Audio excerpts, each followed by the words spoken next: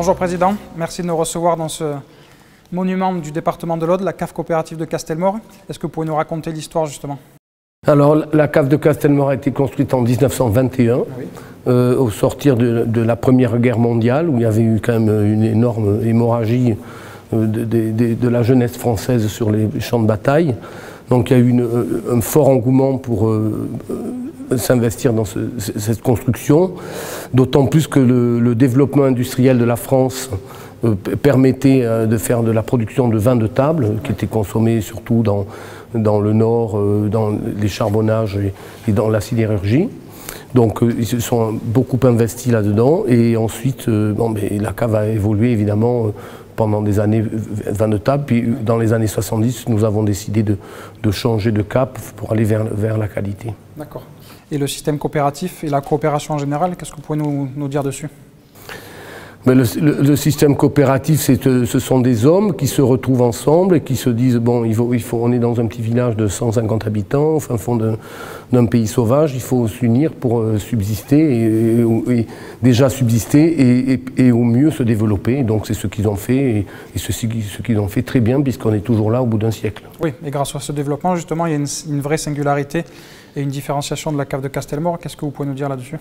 Alors la spécificité de Castelmore, c'est que justement les adhérents de la cave, les vignerons, ont décidé de conserver leurs habitudes en disant, nous on fait des macérations carboniques, donc pour conserver nos macérations carboniques, on garde nos vieux carignans qui sont en coteaux, donc on s'oppose à faire rentrer des machines à vendanger, et on a fait d'une pierre trois coups puisqu'on a gardé nos cépages, on a utilisé nos vieux terroirs qui servent aussi de coupe-feu, et on a surtout conservé nos carignans qui ont plus d'un siècle maintenant. Bien, on parle de paysage, de terroir, on va aller visiter les vignes, non? Bien sûr, oui, il y a tellement de choses à voir ici. Allons-y.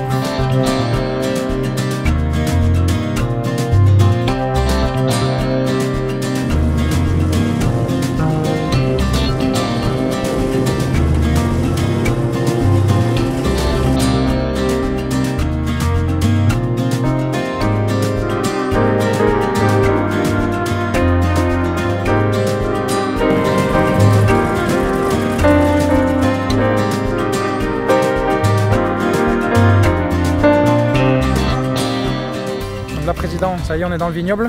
Nous sommes dans le vignoble. C'est une parcelle de Carignan, c'est ça, qui a à peu près 80 ans? C'est quoi les spécificités du terroir ici à Castelmore? Alors la spécificité, c'est que d'abord on a une très grande commune, donc la commune fait 3700 hectares, et sur ces 3700 hectares, nous avons 450 hectares de vignes. Voilà, et ensuite sur ces 450 hectares, nous avons, je ne vais pas vous dire un hectare, mais on a à peu près 60% de Carignan. Oui. Donc la plupart ont 70-80 ans, puis les plus jeunes ont 40-50 ans. Ensuite on a 30% de Grenache, oui. 60% de Carignan, 30% de Grenache, qui ont entre 30 et 0. Oui. Et ensuite on a 20% de Syrah. Et puis quelques cépages de blanc qui traînent un peu. Voilà, donc c'est à peu près la spécificité 50, 30, 20. D'accord. Et en termes de sol, qu'est-ce qu'on retrouve? Alors en termes de sol, sur les 450 hectares, vous avez à peu près 250 hectares qui sont sur des calcaires. Oui. Donc on le voit, hein, des argilo-calcaires, mais plus chargés en argile qu'en calcaire. Et ensuite l'autre partie du vignoble, puisque c'est un plissement qui a été fait lors de la formation des Pyrénées, l'autre partie est schisteuse. Donc on a deux terroirs bien spécifiques, mais qui se marient très bien ensemble, puisqu'on a essayé d'isoler lors des vinifications des schistes et des calcaires, et ça ne donnait rien de bon.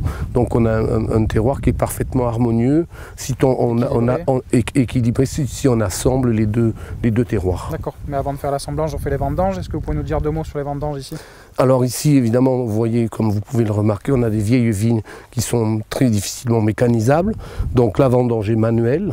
Donc on a profité aussi du fait que ce soit manuel pour les ramasser dans des petites comportes, dans des petites caisses. Voilà, ces caisses sont acheminées à la cave. Les raisins, en particulier les Carignans et les Syrahs, sont vinifiés en macération carbonique, c'est-à-dire que ce sont les caisses sont acheminées sur les cuves par une chaîne. Donc elles sont directement basculées dans la cuve, donc il y a très peu de manipulation, il n'y a pas d'écrasement, et la macération se fait naturellement comme au Moyen-Âge, c'est-à-dire c'est un système très très ancien, mais qui permet de donner des vins beaucoup plus souple, moins tannique, où les rafles n'apparaissent pas et qui permettent une très bonne vinification parce que l'air circule bien au milieu des raisins. Les vendanges sont manuelles pour préserver vraiment chaque grain et ensuite ça donne des cuvées d'exception et d'ailleurs on va les déguster tout ça. Ah oui, avec plaisir.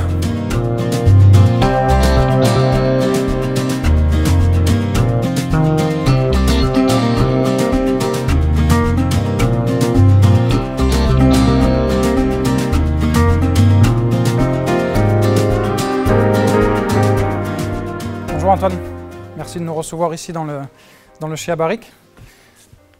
Bonjour Baptiste, bienvenue. Donc on est dans ce magnifique chai à barriques, qu'est-ce qui s'y passe ici un peu plus spécialement? Alors ici c'est le chai à barriques de la cave de Castelmore. Du coup, on élève chaque année environ 1000 barriques de vin rouge sur nos trois cuvées phares, c'est-à-dire la Pompadour, la grande cuvée et la numéro 3 essentiellement.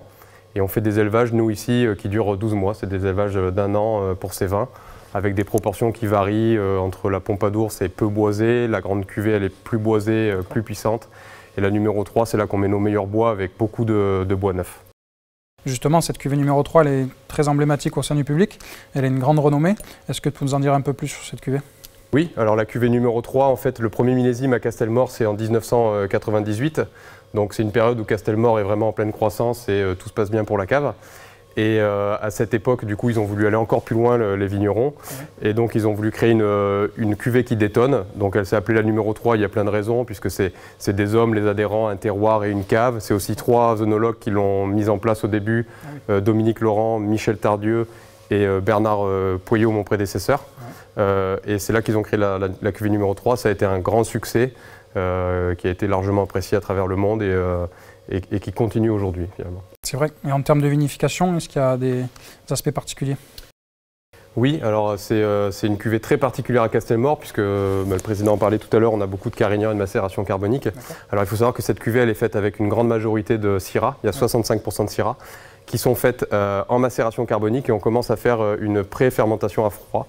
Donc c'est un process très particulier et durant ce processus, il y a des arômes très intenses de camphré, vanillé, de zan qui se développent, de cachou. C'est très marquant juste pendant la vinif, en se baladant dans la cuverie, on le sent. Et c'est la grosse particularité de cette cuvée. Qu'est-ce que vous en pensez, vous, à la dégustation? Au nez, vraiment, ces arômes, comme tu disais, camphré, réglissé, presque kirché, des arômes de cuir également. Et l'aspect poivre blanc aussi et poivre gris.